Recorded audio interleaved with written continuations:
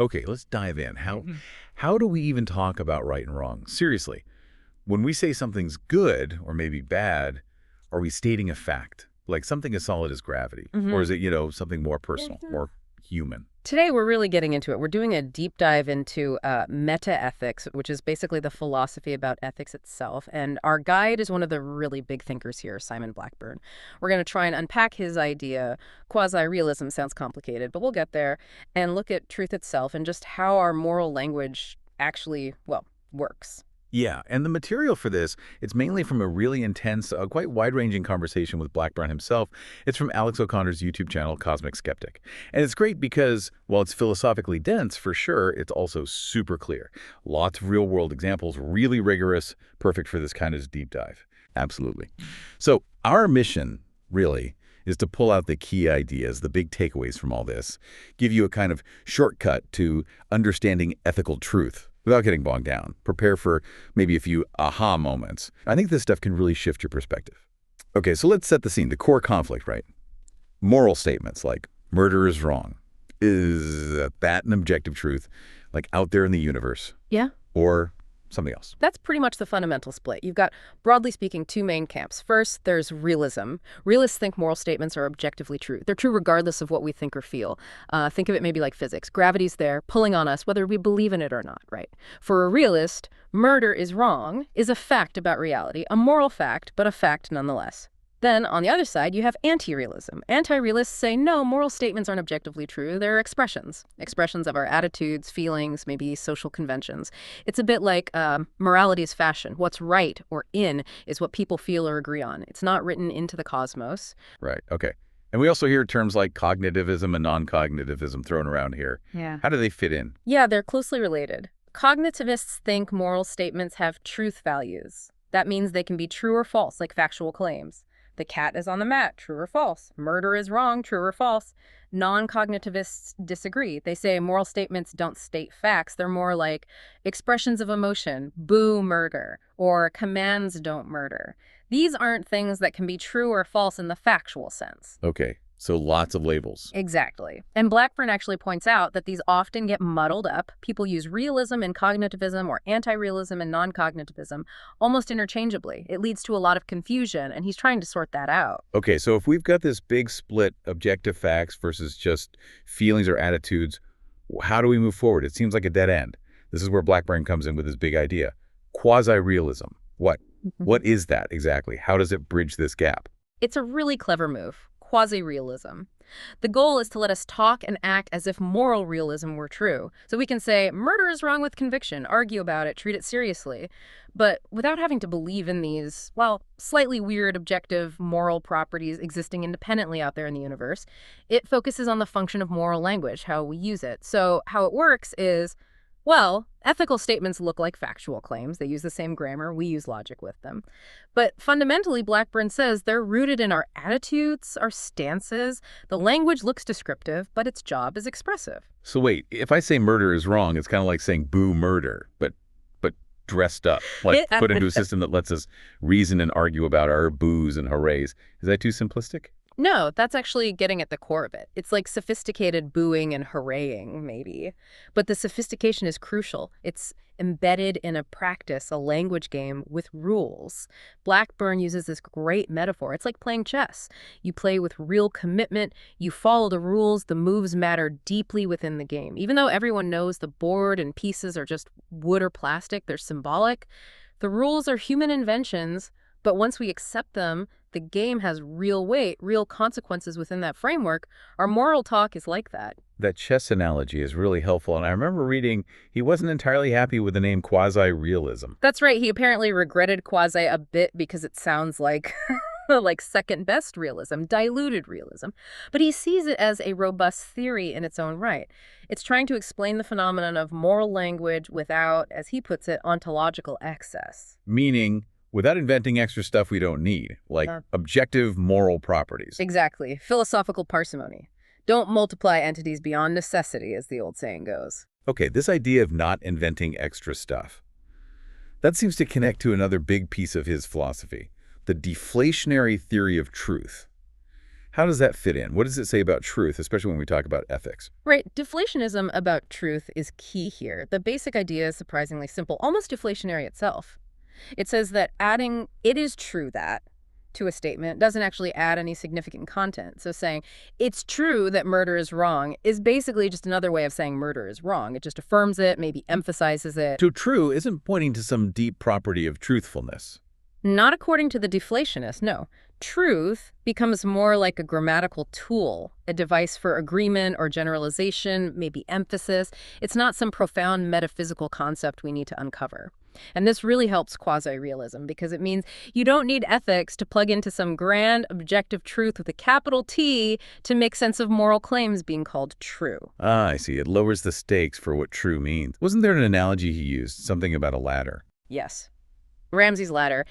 Adding "it's true that," or "it's true that," "it's true that" is like adding rungs to a ladder that's just lying flat on the ground. Huh. It doesn't actually get you any higher. It doesn't deepen the meaning or add substance. It's just more ladder lying flat. Okay, got it.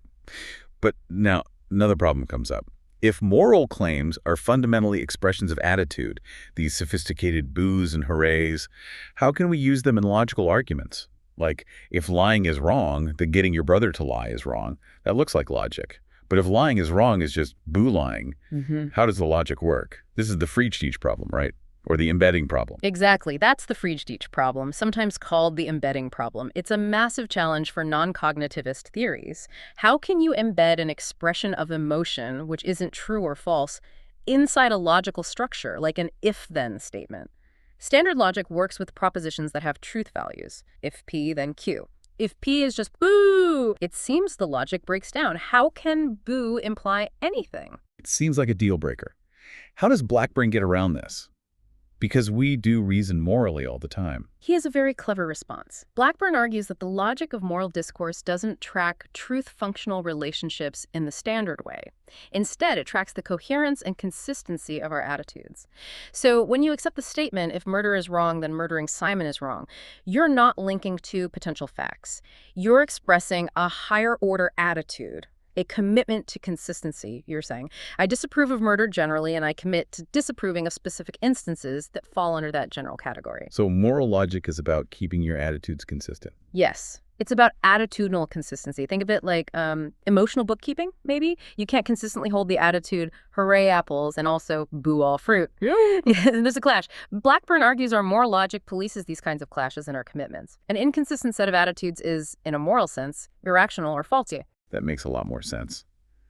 And this focus on attitudes. You mentioned earlier he prefers that term over emotions.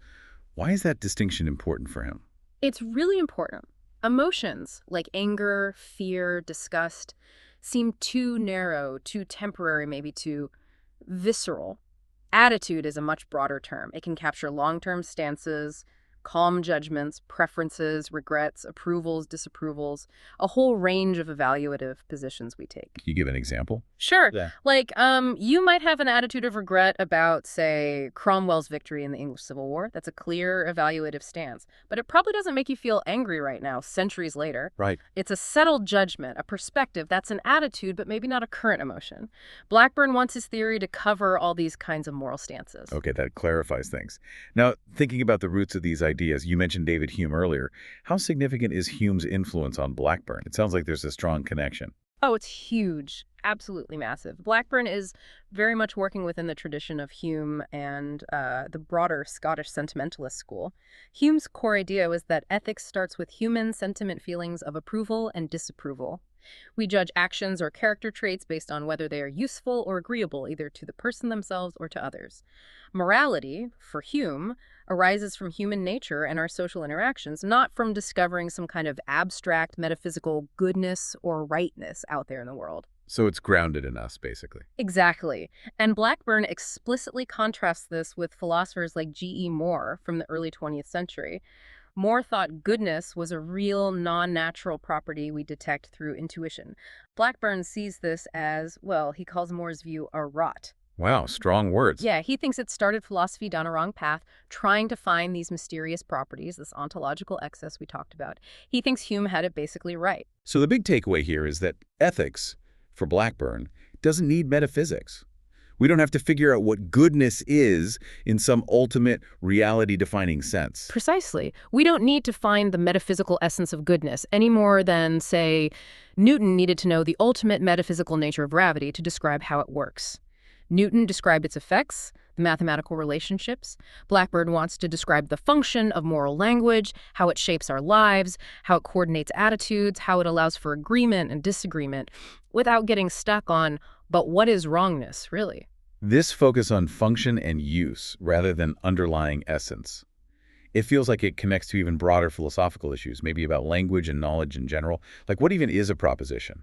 It absolutely does connect. Blackburn is very much influenced by and aligns with pragmatists and what's called ordinary language philosophy thinkers like Gilbert Ryle or Wilfrid Sellars. For them, the meaning of a concept, like a proposition, isn't found by looking for some abstract entity it represents. It's found in how we use the concept in our language, in our practices, in our inferences. Propositions live in conversation, in arguments, in what they allow us to do. And this leads naturally to a view called holism. Holism, what's that? Holism is the idea that our beliefs, meanings, attitudes, they don't exist in isolation. Each one is part of a larger network, a web of inference and expectation, as Blackburn might put it. Understanding one concept involves understanding its connections to many others. Your belief that grass is green is connected to beliefs about color, plants, light, perception, and so on. So everything's connected. In a sense, yes. That's why consistency is so important, especially for attitudes. If you change one attitude, it can send ripples through your whole web of commitments. Even a simple statement like, the table exists, isn't just a standalone fact. It comes bundled with a whole load of expectations and inferential commitments you expect to be able to put things on it. It won't just vanish. It has certain properties. We navigate the world using this interconnected web, even if we're not always consciously aware of all the connections. Wow. Okay, that's a lot to take in. We've gone from right and wrong to the nature of truth, logic, emotions, history, even the structure of understanding itself. So let's try to boil it down. If you had to summarize the absolute core lessons from this deep dive into Blackburn and quasi-realism, what would they be? Okay, let's see. I think 4 main points really stand out for me. First, ethics is primarily expressive, not descriptive. Moral talk is fundamentally about voicing our attitudes, our stances, our commitments. It mimics factual language because that structure is incredibly useful for coordinating, arguing, and living together. Right, function over description. Second, truth is a tool, not a treasure. The deflationary view takes the mystery out of truth. It's a useful linguistic device for affirmation and agreement, not some deep metaphysical property moral claims need to latch onto. Okay. Tool, not treasure. Got it. Third, we need logic for our attitudes. Even though morality is rooted in attitudes or feelings, these need to be consistent. Quasi-realism shows how we can have a logic of attitudes, policing coherence within our moral framework, that attitudinal bookkeeping idea. Consistency is key. And fourth, don't chase metaphysical ghosts. Philosophical progress in ethics, for Blackburn, doesn't come from trying to define abstract entities like goodness or wrongness. It comes from carefully examining how we actually use moral language and how it functions in our lives. Look at the practice, not some hidden reality behind it. Expressive, truth is a tool, logical attitudes, and avoid the metaphysical ghosts. That's a great summary. We've really journeyed through Simon Blackburn's quasi-realism today, finding a path to think about ethics, truth, and language that avoids getting bogged down in some really abstract, maybe unanswerable metaphysical questions. It feels very practical in a way, human-centered. It does. And maybe a final thought to leave you with.